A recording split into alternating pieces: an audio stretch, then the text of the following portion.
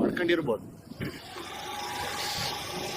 ಈಗ ನಾನು ಹೇಳ್ತಾ ಇರ್ತಕ್ಕಂಥ ಆಸ್ತಿ ನೋಡಿ, ಇಲ್ಲಿಂದ ಈ ಒಂದು ನೀಲಗಿರಿ ಇದೆ ನೋಡಿ, ಅಂದರೆ ನೋಡಿ ಇದೊಂದು ಸ್ವಲ್ಪ ಇದೆ ಅಷ್ಟೇ, ಹಿಂದೆ ನೋಡಿ ಹಿಂಭಾಗಕ್ಕಿಲ್ಲ ನೋಡಿ, ಇದೊಂದು ನೀರು ಹರಿತಾ ಇದೆ ನೋಡಿ ಫ್ರಂಟ್ಗಾದಂಗೆ. ಈ ಒಂದು ರಸ್ತೆ ಈಗ ಅಲ್ಲಿ ನಾನು ಏನಿದ್ದೀನಿ ನನಗೆ ಉತ್ತರ ದಕ್ಷಿಣ ಅಭಿಮುಖವಾಗಿದೆ. ಈ ಒಂದು ರಸ್ತೆ ನನಗೆ ಈಗ ಅಲ್ಲಿ ನಾನೇನಿದ್ದೀನಿ ಉತ್ತರ ದಕ್ಷಿಣ ಅಭಿಮುಖವಾಗಿದೆ. ಈ ಒಂದು ಆಸ್ತಿ ಒಂದು ಈಸ್ಟ್ ಫೇಸಿಂಗ್ ಆದಂಗಿದೆ. ಸೊ ಇದು ಹೆಚ್ಚು ಕಡಿಮೆ ರೋಡ್ಗೂ ಒಂದು 100-120 ಅಡಿ ಎಷ್ಟು ನಾರ್ತ್ ಸೌತ್ ಇದೆ. ಸೊ ಈಸ್ಟ್ ವೆಸ್ಟ್ ಕೂಡ ಅಷ್ಟೇ ಅಗಲ ಇದೆ. ಇದು 18 ಕುಂಟೆ ನೋಡಿ. ಇದು ನೀರು ಹರಿತಾ ಇರ್ತದೆ 6 ತಿಂಗಳು. ಅಂದರೆ ಮಳೆಗಾಲಕ್ಕೆ ಈಗ ಸ್ವಲ್ಪ ಕೆರೆ ಏನು ಹೇಳಿದೆ ನಾನು, ಆ ಒಂದು ಲೇಕ್ ಏನು ಹೇಳಿದೆ, ಆ ಲೇಕಲ್ಲಿ ವಾಟ್ರ್ ಇದೆ. ಆ ವಾಟ್ರು ನನ್ನ ಪ್ರಕಾರ ನಮ್ಮ ಕಾವೇರಿ ರಿವರಿಂದ ಈ ಒಂದು ಗ್ರಾಮಕ್ಕೆ ಹರಿಸಿದ್ದಾರೆ ಅಂತ ಅನ್ಕೊಂತೀನಿ. ಏನಕ್ಕೆ ಅಂತಂದರೆ ಈ ಗ್ರಾಮದ ಒಂದು ರೈತರಿಗೆ ಅನುಕೂಲ ಆಗಲಿ ಅಂತ ಹೇಳಿ. ಓಕೆ ನೋಡಿ, ಈ ಆಸ್ತಿಯಿಂದ 2ನೇ ಲ್ಯಾಂಡ್ ನೋಡಿ ಎತ್ತರ ಇದೆ. ಅಲ್ಲಿ ನೋಡ್ತಾ ಇರ್ಬೋದು ನೀವು, ಹಿಂದಕ್ಕೆ ನೋಡಿ ಅದು ಎತ್ತರ ಇದೆ. ಒಂದು ಇವತ್ತೆಲ್ಲ ಒಂದು 500-600 ಅಡಿ ಉದ್ದಕ್ಕೆ, ಅಂದರೆ ಈಸ್ಟ್ ವೆಸ್ಟ್ ಉದ್ದಕ್ಕೆ ಮಾತ್ರ ಸ್ವಲ್ಪ ಹಳ್ಳ ಇದೆ, ಆಚೆಗೆಲ್ಲ ಎತ್ತರ ಇದೆ. ಈ ಕಡೆಗೂ ಅಷ್ಟೇ, ಈ ಒಂದು ರಸ್ತೆಯಿಂದ ಈ ಕಡೆಗೆಲ್ಲ ಎತ್ತರ ಇದೆ. ಸೊ ಈ ಒಂದು ರಸ್ತೆಗೆ ಹೊಂದ್ಕೊಂಡಂಗಿರ್ತಕ್ಕಂಥ ಈ ಒಂದು ಆಸ್ತಿ ಒಟ್ಟು 18 ಕುಂಟೆ. 18 ಕುಂಟೆನಲ್ಲಿ ಈಗೇನು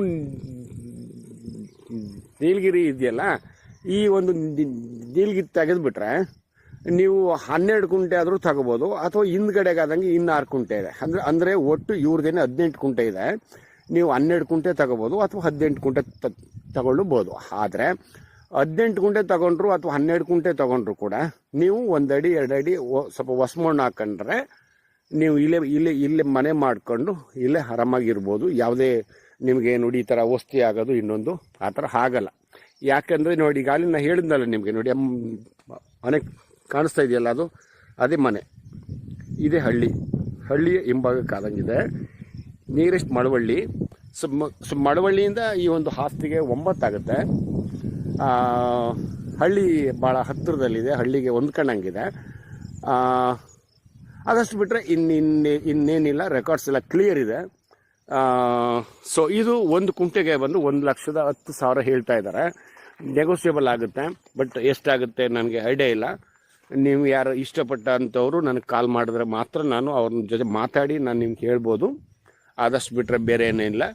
ಈ ಆಸ್ತಿ ನೋಡಿ ಈಗ ಅಲ್ಲಿ ಸ್ವಲ್ಪ ಎತ್ತರದಲ್ಲಿದೆ, ಅಂದರೆ ಎಲ್ಲ ಟೈಮಲ್ಲೂ ವಸ್ತಿ ಆಗಲ್ಲ ಇದು. ನಾನು ನಿಮ್ಗೆ ಹೇಳ್ತಾ ಇದ್ದೀನಲ್ಲ, ಇನ್ನು 1 ಅಡಿ ಅಥವಾ 2 ಅಡಿ, ಅಂದರೆ ಒಂದು 50 ಲೋಡು ಅಥವಾ 100 ಲೋಡು ಮಣ್ಣನ್ನು ಹೊಡಿಸ್ಕೊಟ್ರೆ, 100 ಲೋಡು ಅಂತಂದರೆ ಇಲ್ಲೇ ಹತ್ತಿರದಲ್ಲಿದ್ದರೆ ನಿಮಗೆ ಒಂದು 1 ಲಕ್ಷ ರೂಪಾಯಿಲೆಲ್ಲ ವ್ಯವಹಾರ ಆಗುತ್ತೆ.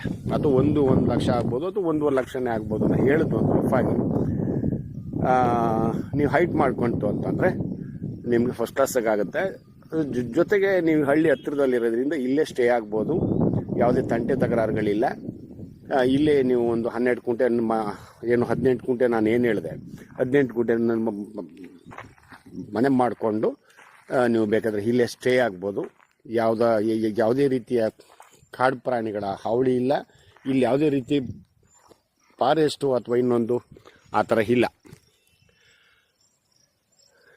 ಇದಿಷ್ಟನ್ನು ಮಾತ್ರ ಹೇಳಿಕ್ಕೆ ಬಯಸ್ತೇನೆ.